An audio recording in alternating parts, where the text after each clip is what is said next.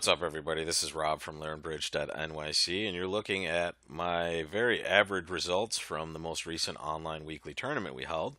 This was the tournament we played on September 15th and 16th. Now, there's going to be a couple changes to the tournament moving forward. First off, there's going to be a small charge for the tournament each week. I hope you'll agree that the $4 charge isn't too much and still provides great value for you guys each week. And as a bonus, we're going to have a monthly competition for a free 1 hour private lesson online with yours truly. And here's how that's going to work, guys. When we get the results for the tournament each week, we're going to take a look at who's in the top 20, and that's going to exclude all the professional players that are playing, so they won't count. And those of you that are in the top 20 will get points. And at the end of the month, we're going to tally up who has the most points, and that person will win a 1 hour online private lesson with me. So good luck with that, guys, and I look forward to seeing the winner. I know I said we were going to start scoring for that this past week. However, in the change of forms to get from the free event to the small charge, I had to create a couple of new forms, and some people missed out for some reason in the sign-up period, and there was some issues, and that was my fault, guys. I'm sorry. In fairness to everyone, we will start keeping score this week, and we will end in the last tournament in October. The tournament we play on October 27th and 28th will be the final scoring session, and after that, we'll see who gets the private lesson. But before we start scheduling that private lesson, let's take a look at what we did last week. This was once again the tournament we played on the 15th and 16th of September. And it started out with a pretty normal 3-no trump contract. Our partner opens 1 diamond and we bid 1 spade. We don't bid 2 clubs, guys. You don't have to make a game-forcing bid with hands like this. 2 clubs would certainly be game-forcing, but you would be misrepresenting the shape of this hand pretty badly, right? So when you're 5-5, just bid your hand naturally, the highest ranking suit first, always. So we bid a spade. Our partner now just rebids 2 diamonds. They're just showing their 6-card suit and a relative minimum. And here's where we aren't sure where our game is going to be. We should all know we have game. The question is, are we going to play spades? Are we going to play no trump? Are we going to play clubs potentially? We don't know yet, so we can't place the contract. But all we have to do is make a forcing bid, and we have a perfect one to make. We just bid our new suit at the 3 level. So we bid 3 clubs, and our partner now bids 3 diamonds, which either says, hey, I have a really bad hand with 6 diamonds and no bid to make, or I have 7 diamonds, right? And still, relative minimum. And now we can just bid 3 no trump with our hand. We shouldn't really have designs on anything grander than this, unless you're Michael Berkowitz, who somehow got to 6 clubs and was in a lay-down contract. So good job, Michael, but most of us regular people were playing in 3 no trump and making 10 tricks. The key to the play of this hand is just making sure you set up the diamond suit. And that's going to be by taking your diamond finesse as quickly as you can. And it wins.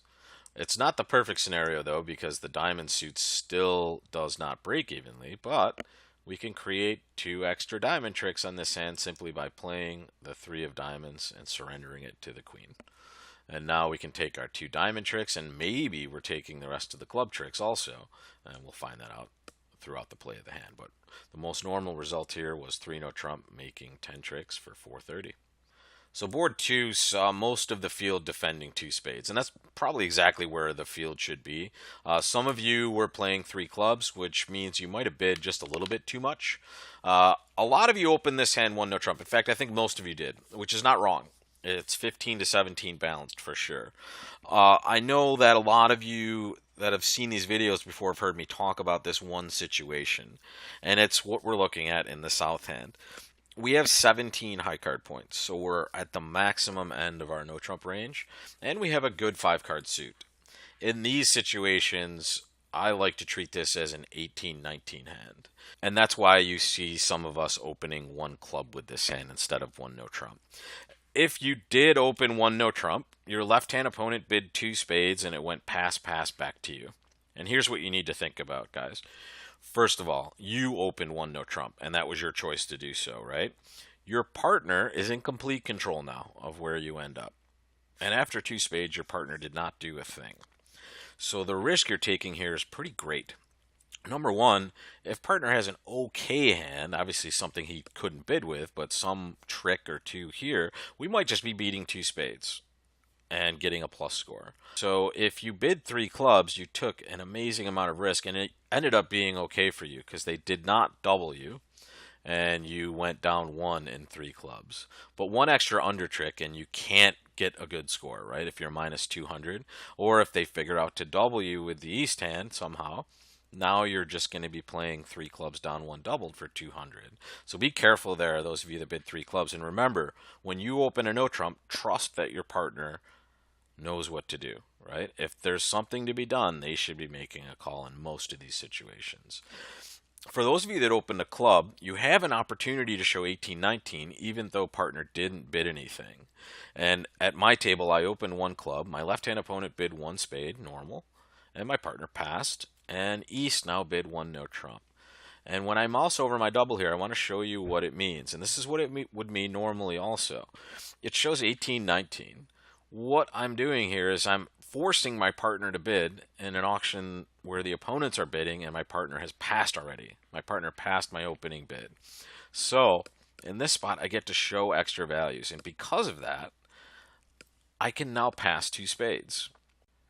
Because I've described the values in my hand for my partner, and if they want to bid something, knowing that I have 18-19, it'll be their call. And that's the beauty of these situations when you can describe your hand, just like as if you open one no trump. You have completely described your hand there, and that's what the double does here. It gets it out there. Okay, I have 18-19, right? I have the stronger no trump hand. Your choice. And when partner passes, that's where we're playing. We're playing two spades on this hand. If you defend normally, you should hold it to two. If you defend abnormally, like yours truly, you let them make three for 16.3%. Good job. So hand number three is a hand I love because I saw some really good mistakes on this hand, and I'll go over that in a second. But let's talk about the auction. We start by opening one spade, and our left-hand opponent bids two diamonds. And it comes pass back to us. Now, I want to stress this auction first. Whenever we open a suit, and our left-hand opponent overcalls a suit, and it goes pass back to us, it is usually correct to reopen the auction with a double.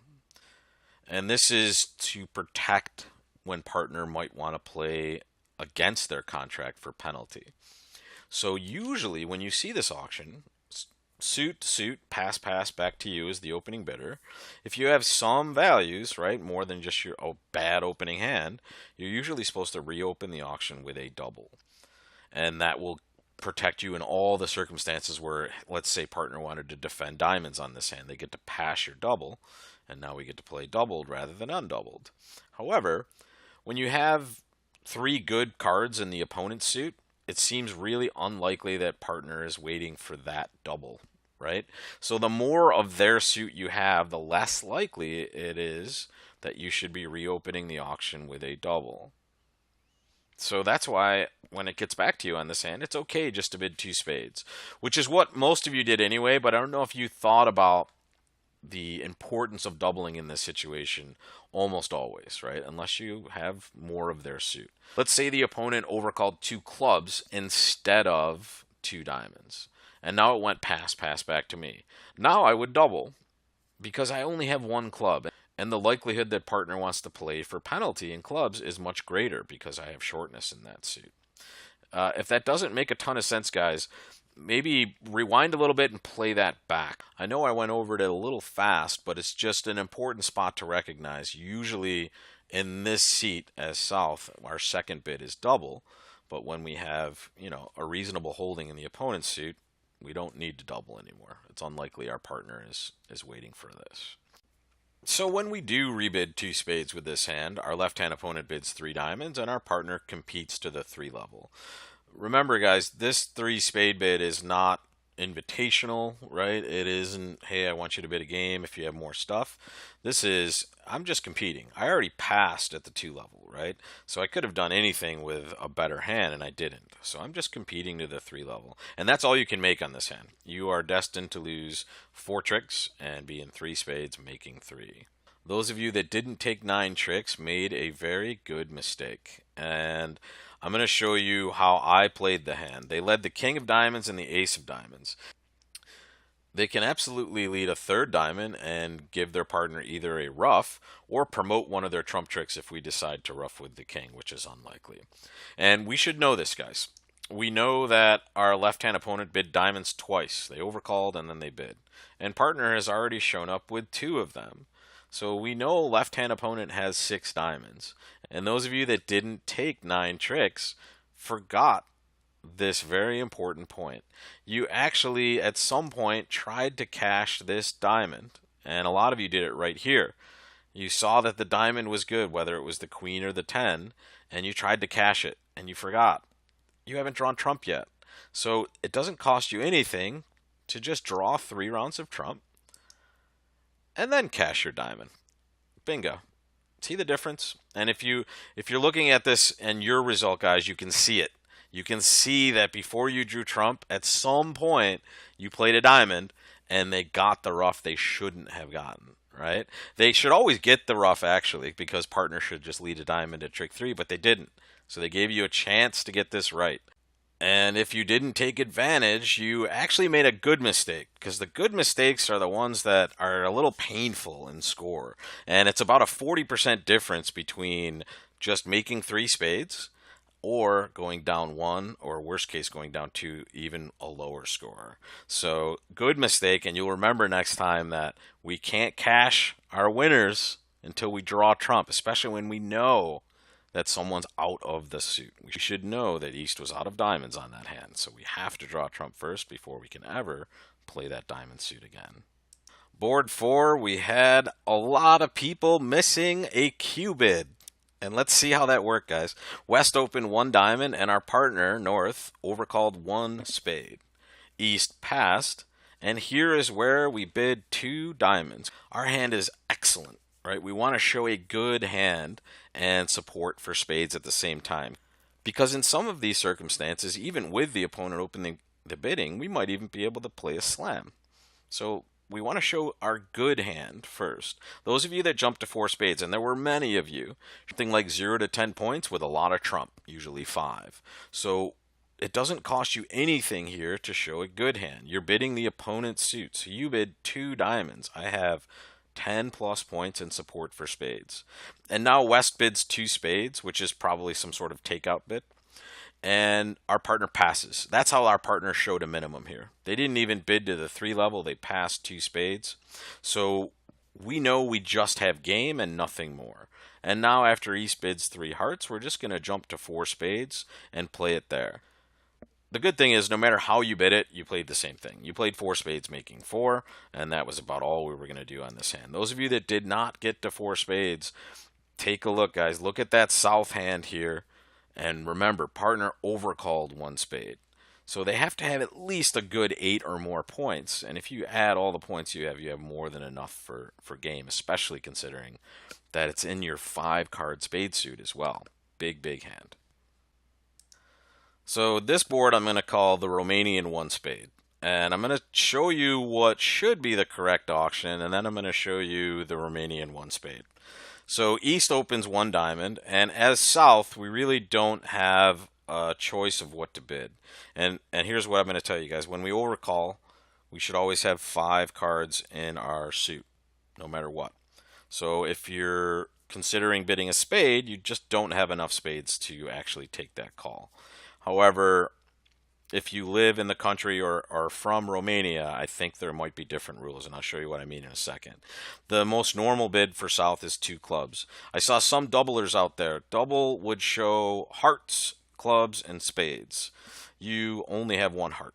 So Murphy's Law says that when you double, your partner's going to choose hearts. All right, so you can't let that happen. So just make a normal 2-club bid. You're showing 10 to 17 points in a 5-card suit. And it's not the greatest suit, but it's a good suit. Queen, Jack, 10, 5th. So we just make our bid. West cubids to show a good hand and diamonds. And now East rebids 3 diamonds after our partner passes, and we should just let this go for 3 diamonds. Now, we'll look at the Romanian 1 spade, and you'll see These players have a couple of things in common. Most of them are Romanian. They bid one spade. And this is Radu and Raluca. This is, you know, something an expert pair can do on occasion. If you have a good quality holding in a 4-card suit, it's lead directing in a lot of situations. And on this particular hand, if you do choose, and some of the other players did choose to bid one spade, you get rewarded handsomely because partner wakes up with this nice 2-suited hand and you play game in spades. I will tell you that just instructionally, I would never ever say to overcall one spade. I don't want you guys doing this. I don't want you ever to overcall a suit that's not 5 cards. However, at the expert level, things change slightly, and we will forgive the Romanian one spade on this hand. But remember, don't start a trend. Don't start overcalling 4-card suits because it's usually not going to end that well for you. Board 6 saw some of you miss what should have been a double originally. East started the auction by opening 1 diamond, and we have a good takeout double with the south hand. We have shortness in diamonds, we have 3+ cards in all 3 of the unbid suits, and we have an opening hand, good 12 points. So at my table, it went 1 diamond double by me. My left-hand opponent bid 1 spade, and my partner made an aggressive 2-heart bid. And then the opponents just bid to a game. Now, you did very well on this hand if you chose to double. If we double 4 spades and get it only 1 trick, we go from 44.8% to 83.3%. So those of you that did double, congratulations, you got a really good score. And some people were in 3-no trump double down 2 or 3. And that's because when it got to them, and here's Raluca right here, when right-hand opponent bid 3-no trump, she chose to double. And you can't really blame anybody that doubled any of these contracts because partner actually made a free bid of 2 hearts in response to your double. You would expect them to have maybe a little bit better hand than what they're looking at. But the best part is you're beating these contracts no matter where they end up. So doubling was a very good score for you on this end. Board 7 saw an interesting mix of results. We had a lot of people passing the board out. The rest of us were defending 4 hearts, and some people were playing 5 clubs. So let's talk about the players that passed it out first. This hand is much too good to pass, and the reason is you have 11 good points, 2 aces and a king, and you have a 6-card suit. So these are situations where it's just right to open almost always, because the shape of this hand makes up for any sort of lack of values. So it's okay to open a club, and these are especially good hands to open because you have a very easy rebid. If you open a club and partner bids whatever, you just plan to rebid 2 clubs to show your 1-suited minimum. Let's talk about the auction the way it happened, and it should happen, really. We opened a club, it went pass, and our partner bids a diamond. And East now bids 2 hearts. We should never be bidding here, guys. This is a spot where, first of all, we're vulnerable. We've opened light to begin with, and now we would be bidding at the 3 level after opening at the 1 level. So you'd be showing extra values for sure, or lots of extra shape, like a good 7-card club suit and some shortness. Here, you're just not strong enough for this bid, so you should be passing. Those of you that did bid 3 clubs, though, got to play 5 clubs. And you got a tremendous result, and congratulations. However, it could just as easily been minus 800. So it's nice that you got a good score here, but 3 clubs is just a massive overbid on this particular hand. The better bid is just to pass. And if you do pass, you'll see them jump to 4 hearts, and you can sit back and defend, and if you get it 2 tricks, you're going to get 62.5%. That's a lot less risk for a very good score, and that's what I'm trying to drive home here, guys. The aggressive 3 club bid is great for this hand, but could be a total disaster for another hand, especially a hand that doesn't have support for clubs. Partner ends up having the perfect hand for you here, and it's an excellent club contract, but in the long run here, we're just going to be passing. And if it's right to bid, we'll give that to partner, right? If it goes 2 hearts pass, we'll let partner take a call, and we'll find our nice part score and try to do as well as we can. While the best score went to 5 clubs, the most normal score, and what would end up being the best choice, is to pass and just defend and still get a very good result. And last but not least, board 8. You should be defending 3 hearts. And let's take a look at how I bid this hand. East opened 1 heart. I overcalled 1 spade, and West bid 2 hearts. It went pass back to me, and I just rebid my spade suit. I have a good 6-card suit. My hand isn't amazing, but it's certainly good enough to compete. And after I rebid 2 spades, my left-hand opponent bid 3 hearts. And here's where we let it go, guys. It goes pass back to us, and we should be passing for sure. Because we should know that we've shown our hand. We've not only shown a 6-card spade suit, we've shown some extra stuff as well. Because if we just had a normal bad overcall, we would have just passed 2 hearts and let them have it, usually, right? It is kind of important to balance, but still, we don't have an amazing hand, and we're taking that extra risk by going to the 3 level in our spade suit. And in fact, if I get over to these results here, most of you that bid 3 spades went down 2, which means you were a double away from a 0, right? If the opponents can just find a double, you're going to go from a very good score, which all of you achieved here, to a really bad score, right? Minus 300, minus 500. So we don't want to bid as aggressively in these spots. It's okay to let the opponents play in a contract sometimes. And I know we see these suits, we get really excited, and we see, well, I should be playing it. I don't want to let them play it at the 3 level. I want to take it away. I hear all these things in all my classes, right? You get too aggressive when you have to realize you've already shown this hand. So if partner bids 3 spades, you're happy, and if they don't, you're also happy. You've done the best you can to get your hand out there, and partner still chooses to do nothing. So now you just sit back and defend. And so those of you that passed 3 hearts got a normal above average result. And aggression paid in this week's tournament, because those of you that were maybe a little aggressive to bid to 3 spades ended up getting paid off handsomely as well. So while to me that's a little bit aggressive, it actually worked for you guys on this hand. But remember, if the opponent decides to double you, you might have a little more trouble getting a very good score. So that's it for this week, guys. Thank you so much for watching, and I hope you join me for this week's tournament. Remember, if you haven't been signing up for it, this one requires you to sign up each week, and that's because it will now carry a small, I hope, $4 charge. And I hope that is still a tremendous value for you all, and I hope to see as many of you as possible playing in the tournament each week. And remember, doing well consistently will probably result in a private lesson for free from yours truly. So play well, and good luck to you all. I'll see you next week for the weekly video. Take care, guys.